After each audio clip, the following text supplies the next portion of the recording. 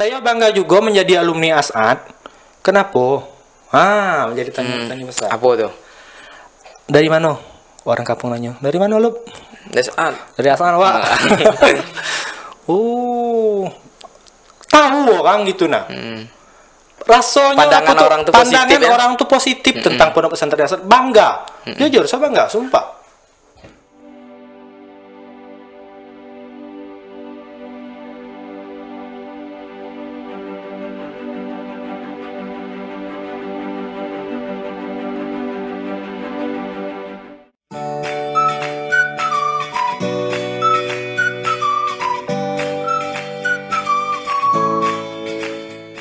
Assalamualaikum warahmatullahi wabarakatuh. Selamat datang di acara podcast santri persembahan Madrasah Aliyah As'ad Kota Jambi. Saya Khairul Fikri sebagai host dan tamu kita kali ini adalah Aprian Baturrahman, adalah salah satu santri yang terbaik angkatan 2021. Baik, Assalamualaikum Bang Batur. Waalaikumsalam warahmatullahi wabarakatuh. Kabarnya sekarang gimana nih Bang? Alhamdulillah sehat. Alhamdulillah ya. Alhamdulillah ya. Sudah vaksin kan? Wah, sudah dong. Ya. Nah ini kalau boleh tahu Abang asalnya dari mana ya? Abang berasal dari merupakan warga asli dari Kelurahan Tanjung, Kecamatan Kumpeh Ilir, Muaro Jambi, lebih tepatnya DKI, daerah Kumpeh Ilir. Muaro Jambi ya, orang kita lah ya. Awak. Ini Bang, Abang kalau boleh kami tahu nih Bang, Abang awal mulanya masuk ASAD itu tahu dari mana tuh Bang? Awal tahu ASAD itu tak dapat kita pungkiri juga bahwa banyak alumni kita kok yang bersebar ada di mana-mana. Dari tetangga dan juga ada beberapa sanak keluarga itu merupakan alumni ASAD juga. Iya. Itu sisi pertama. Di sisi kedua, untuk tahu dari media sosial, itu tadi setelah mengetahui info bahwasanya alumni yang tamat dari pondok pesantren ASAD itu sangat berguna di masyarakat. Contoh kecil, tahlilan, imam, khotib, muadzin. Ini Abang kan tadi katanya mendapat dari infonya dari keluarga terdekat kan, dapat betul. dari secara online. Ini yang lebih tepatnya tuh Abang kan, kita kalau dari saya pribadi kan Bang, kami itu mendapatkan info itu dari sebuah browser. Datang browser itu ke sekolah kami. Kalau Abang itu secara apa? Kalau untuk brosur itu sampai juga ke saya itu ada salah satu itu abang kelas saya juga di SD masuk ASAD. Nah dari situ juga saya dapat brosur tersebut. Abang masuk ASAD berarti dari MTS kan? Iya. Sudah MTS lanjut ke Aliyah? Dari tamat SD masuk MTS Putra ASAD. Alhamdulillah. Dan lanjut lagi ke Madrasah Aliyah ASAD. Sebelum masuk Madrasah Aliyah ASAD itu terlintas di hati saya tuh, kayak mana udah usah di ASAD lagi gitu nah. Kayak mana masih dalam hati itu masih pengen mondok, tapi kayak mana udah usah di ASAD lagi. Pengen cari pondok lain gitu. Daftar, ada beberapa daftar ke sekolah lain itu udah lulus. Itu kalau boleh tahu sekolah apa tuh? Adalah tidak boleh kita sebut. Privasi ya. Iya. Setelah itu ayah saya tuh, kau kan lah pernah belajar sembahyang istihoro. Iya. Coba sembahyang dan kayak mana hati itu yakin tetap masuk ke ASAD. Allah memberi tunjuk bahwa Bang Fatur tuh tetap harus di ASAD ya. Nggak habis pikir juga, coba seandainya saya lulus di sekolah yang saya daftar dulu. Pasti entah pun entah jadinya saya. Tapi alhamdulillah dengan masuknya di Aliyah ASAD dan saya bertanya juga melalui konsultasi, yaitu terutama pendapat orang tua lah kan. Dan juga beberapa pendapat alumni-alumni yang masih keluarga tersebut, alhamdulillah yakin masuk ASAD. Alhamdulillah sampai sekarang tetap istilahnya tuh tidak memberi kesan buruk lah. Abang kalau waktu maksud aliyahnya nih, organisasi apa yang Abang pernah megang? Kalau untuk di aliyah sendiri dari MTS lah loh. Kalau di MTS dulu saya alhamdulillah menjadi ketua OSIS. Ketua OSIS. Periode itu kalau 2017-2018. Itu kalau saya lihat kemarin itu kalau nggak salah di Instagram itu di info kuliah itu ada jurus sistem untuk masuk jalur ketua OSIS itu tuh ada di Universitas Pertanian Bogor. Masya Allah gitu. Jadi ketua OSIS itu bisa dicalonkan itu kalau kita mempunyai sertifikatnya. Kemarin baru lihat kemarin. Karena ada beberapa ilmu yang tidak kita dapat di kelas. Iya. Contohnya cara memimpin, tata cara melaksanakan sesuatu, itu kan tidak ada diajarkan di kelas. Itu kan kemandirian nurani kita sendiri ya kan. Cara menyelesaikan masalah ya. Betul, itu lebih tepatnya. Abang waktu kalau tadi kan ketika MTS nih menjabat sebagai ketua OSIS. Kalau di Aliyah macam mana? Kalau di Aliyah untuk di madrasah itu alhamdulillah saya menjadi ketua bidang humas. Oh, ketua bidang humas. Berarti sering keluar nih? Tidak juga lah, karena waktu zaman saya lagi parah-parahnya corona. Kalau untuk di asrama itu ada namanya organisasi Ikatan Santri Asrama Pondok Pesantren Asad, atau sering kita kenal lah yang kita sebagai santri Asad lah kan, ISAPA. Alhamdulillah itu saya awalnya itu menjadi kepala bidang pendidikan. Nah, betul. Setelah 2 bulan berjalan menjadi kepala bidang pendidikan, itu panjang juga ceritanya. Itu saya alhamdulillah menjadi sekretaris ISAPA tahun 2020-2021. Itu faktor memang Bang Fatur ada di bidang pendidikan itu memang tidak sesuai, atau memang seorang guru itu mempercayakan kepada Abang untuk menjadi sekretaris? Sebenarnya saya tidak mau. Ya. Terus apa kata orang tuh terlanjur nyaman dengan bidang pendidikan tadi kan. Cuman tuh entahlah, mungkin takdir berkata lain, tapi alhamdulillah lah dengan menjadinya saya sekretaris tersebut ada beberapa ilmu yang tidak saya dapat di bidang pendidikan. Iya benar. Contohnya tuh. Contohnya bidang di sekretaris itu kan lebih ke surat menyurat. Nah, dari situ saya belajar hal sepele seperti penomoran surat, letak-letak surat, tata cara membuat proposal. Alhamdulillah. Secara bahasanya macam mana? Iya, secara langsung saya pelajari di situ. Iya. Kan hal yang paling berkesan lah untuk Abang di pondoknya apa, Bang? Berkesan banyak, terutama banyak lah yuk. Kalau apalagi yang di organisasi.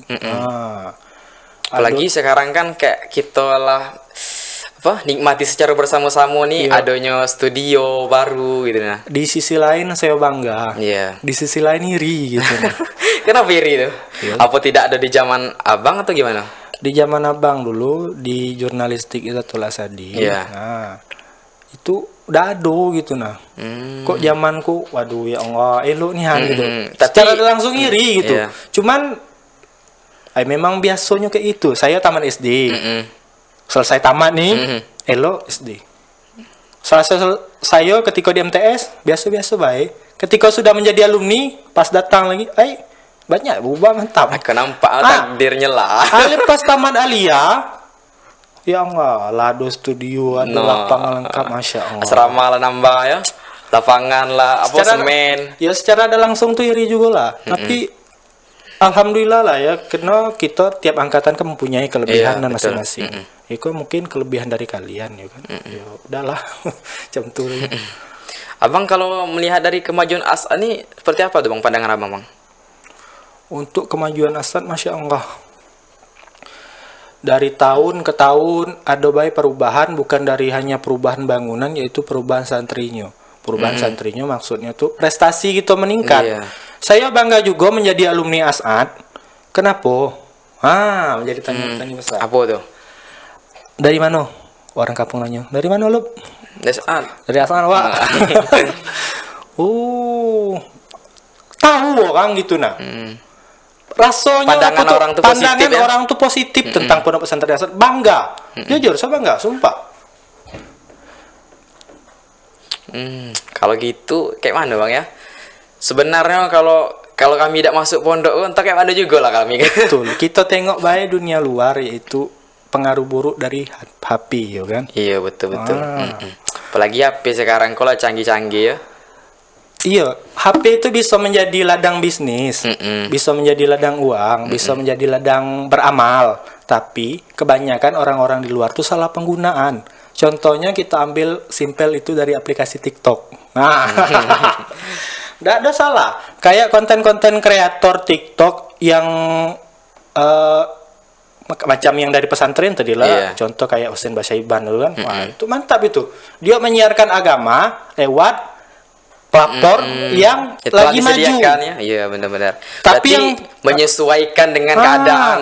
Tapi orang tuh dak ngikut tren, dak keren, wah, nggak drama, nggak makan, aduh, nggak ngerokok, nggak laki gitu ya, aduh, itu salah tuh. Apalagi yang ada konten na'udzubillah itu yang joget-joget, astagfirullah. udah. Apalagi yang zamannya itu, waktu zaman beberapa yang tren dulu kan, wah, cepak jeder. Masih sekarang. Nah, ada lagi yang baru itu, salam dari Binjai. Wah. Oh iya. Itu enggak masalah sih sebenarnya, tapi para bocil-bocil ini menanggapkan karena ya kita tahu dewe lah ya, megang HP itu kan bukan orang dewasa baik ya kan. Iya. Abis lah batang pisang tebang. Terkadang yang lebih pade itu bukan orang dewasanya, anak-anaknya lebih pade. Nah, tuh. Dulu kita kan biasanya kalau kita masih ingat main kayak karet-karet, main lari-lari, main apa lagi tepekong. Kini kok anak-anak gadget lagi. HP miring galo. HP layar sentuh galo gini kok. Enggak salah main game tuh. Yang jadi masalah dalam main game tuh istilah tuh mabara. Istilah-istilah kasar itu, nama-nama yang ada hewan di kebun binatang tuh tersebut galo dalam itu. Galo kan. Toksik galo ya. Memang pengaruh HP itu. Tapi kita di pondok alhamdulillah kita megang HP tapi ketika libur, ya kan? Betul. Kalau membawa HP di asrama merupakan suatu pelanggaran. Sangat fatal ya. Iya, itu kan salah satu dampak baik pondok pesantren. Ada orang tua beranggapan memasukkan anaknya ke pesantren itu merupakan buang anak. Masukkan anak pesantren itu karena tidak sayang dengan anak. Karena masukkan ke pesantren itu merupakan anaknya ndak beres. Anak aku kok lolo, anak aku kok bengak, anak aku kok hobi narkoba, masuk ke pesantren. Salah. Bahwa kan ada tuh beberapa kejadian dasar memang anaknya tadilah memang ndak mau berubah dan dia dikeluarkanlah dari pondok tersebut karena kesalahannya tadi. Kan kesan dia misal gawenya pun ngelem. Sampai dikeluarkan dia misalnya ada kejadian itu dikeluarkan misalnya sampai keluar mabuk narkoba lainnya, anggapan orang misalnya dia tamatan dari pesantren A, berarti pesantren A ini buruk. Salah. Jangan menyalahkan salah satu lembaga gara-gara hanya satu oknum. Iya benar. Itu kan memang salah dia. Untuk orang tua kalau nak masukkan anaknya ke pesantren itu, carilah anaknya yang pintar masuk ke pesantren. Jadi kalau pintar pula dalam menyampaikan agama, pintar pula dalam ilmu fikih. Iko anak lolo masuk pesantren, pas keluar imam dak tukang, itu dak tukang iyo. Di pondok gawe tidur, makan, buang duit gitu. Apalagi itu yang hobi manjat pagar tuh. PS. Iya. Nah, lanjut, Bang. Abang sekarang lanjut di mana nih? Apa universitas IPB tadi yang kami sebutkan atau masih lanjut di pondok? Abang tuh memang jiwa pesantren memang sudah melekat. Sudah melekat ya. Kayak mana ngaji itu anggap hobi. Suko. Abang pade dah gitu nian sama we lah kayak kalian sama kalian yang lain. Tapi kayak mana pengen lagi gitu namun insyaallah itu doakan saja. Abang ingin daftar ke Mahat Ali Situbondo, Mahat Ali Salafiyah Syafi'iyah, insyaallah doakan. Amin. Ya semoga barokah lah kan karena niat kita tulus memang ingin memperdalam ilmu agama dan juga niat abang tuh supaya bisa bermanfaat orang lain bukan hanya untuk diri abang tapi bermanfaat juga untuk keluarga karena kita bangga. Cobalah siapa itu yang jadi imam tadi, si Khairul Fikri, anaknya siapa? Tersebut nama ya? Iya. Tuh sebut lah nama mak. Cucu si Nyai Datuk. Cicit di sana, buyut lagi sekian tahun mati, sebut gara-gara kebaikan tadi. Abang pengen tuh ya kita doa bersama-sama semoga kita baik semua ya kan. Amin. Terakhir ya Bang. Iya. Pesan untuk penonton nih kan.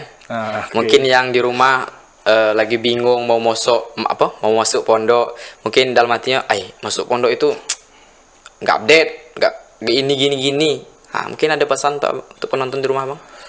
Dalam pondok pesantren kita diajarkan bukan hanya ilmu agama. Selain kita di pesantren belajar ilmu agama seperti nahu, sorob, tauhid, fikih, mantik, bayan, bani, urut dan lain ilmu. Kita juga belajar juga.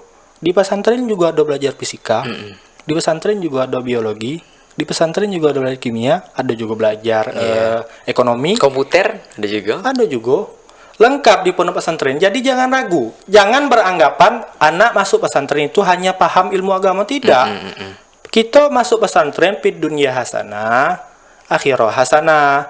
Tujuannya apa? Kalau memasukkan anaknya pesantren, kalau anaknya baik, insya Allah besok pas meninggal, anak tersebut bisa bantu orang tuanya. Jadi jangan sungkan untuk memasukkan anaknya ke pesantren.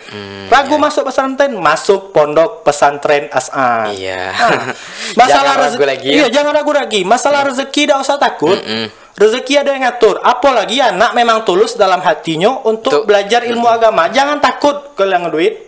Jangan takut habis duit. Betul. Habis duit anak jadi pahala daripada habis duit anak nyabu rusak masuk neraka kok haram. Nah.